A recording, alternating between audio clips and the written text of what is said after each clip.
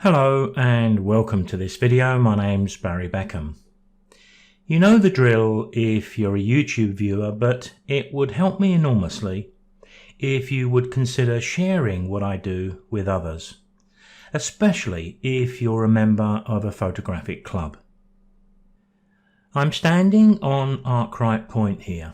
It's a rocky headland on the Sunshine Coast of Australia, and we're looking south. I was here for a couple of hours in the afternoon till about 5:30 p.m. with my new Canon R5 camera. But now I have the Canon RF 100-500 image stabilized lens to go with the R5 body. Now this image stabilized lens talks to the image stabilized camera, and between the two of them they do a remarkable job. Let me take you back to my house a couple of days ago just for a moment. Sitting in my armchair at 9 o'clock at night, I had picked up that lens in the afternoon from the store. I was hand holding the R5 with the lens set to its maximum 500mm, shooting across my lounge to these dried flowers.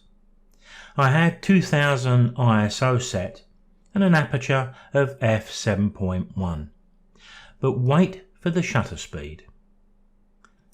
A third of a second, that's right, handheld 500mm, third of a second. There's a slight depth of field issue here, but even a cobweb can be seen.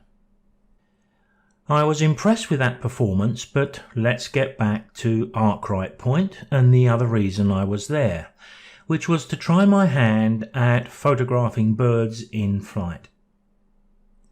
I wanted to get better at this and at the same time build up some confidence with the autofocus options on the Canon R5. Birds in flight allowed me to do this in a practical way. I wanted to be more confident with what autofocus options worked best for me, and I wanted to get better at shooting birds in flight. I've not done a great deal of this in the past, and I confess that it's not one of my strong points. Of course, wildlife photography can be a little bit unpredictable, but until the wildlife shows up, we can usually find other subjects in a location like this. At Arkwright Point, we can generally rely on seeing at least two birds of prey. Brimini kites with their golden colour, but also sea eagles. There's other birds too, of course, but these two have a fair size to them, and they're what provide the challenge. Let me share the settings that I used. I have the back button focus set up on my camera. This is my standard for all the cameras that I use. I did make a video on this subject, which I think is worth a view. I'll link to that below. I have the continuous shooting option set to fast, and I've selected servo focus.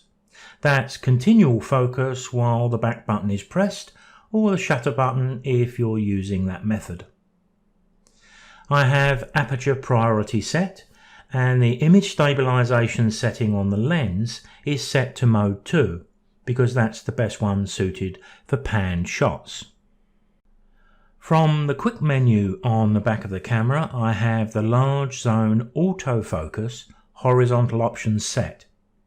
So I just need to keep that horizontal frame over the bird and the camera should find and focus on it.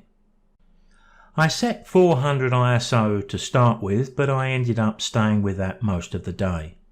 That was to ensure my shutter speed was high. Because remember, image stabilization with this camera and lens is remarkable, but it's designed to keep the camera still. We still have to be aware of the movement of the birds. In a group of thumbnails from one flyby of a Brimini kite, I counted over 30 shots in Photoshop's Bridge. They were all pretty similar, and if I'm being honest, none of them were good enough to write home about. The bird was just a little too far away even for the 500mm lens. But what pleased me about these 30 plus images was that every single one of them was sharp. That's what I was looking for, and I think we should all be looking for that sort of thing. Consistency. It's comforting to know you didn't lose any images due to the settings you chose or your own technique. Once we have some confidence, of course, we know that one day will arrive at Arkwright Point or someplace like it, and conditions will be more in our favour. Then we won't lose shots due to user error, and we'll be in a much better position to capture something special. This style of photography takes a little effort, but if it was easy, we'd soon lose interest. So hang in there and be patient. Now, although I've structured this video around the Canon R5 and the new 100 to 500mm lens, to be honest, its message really is much broader than that. Photographic techniques are the same, whether we use Canon, Nikon, Lumix or any other camera. I'll see you next time.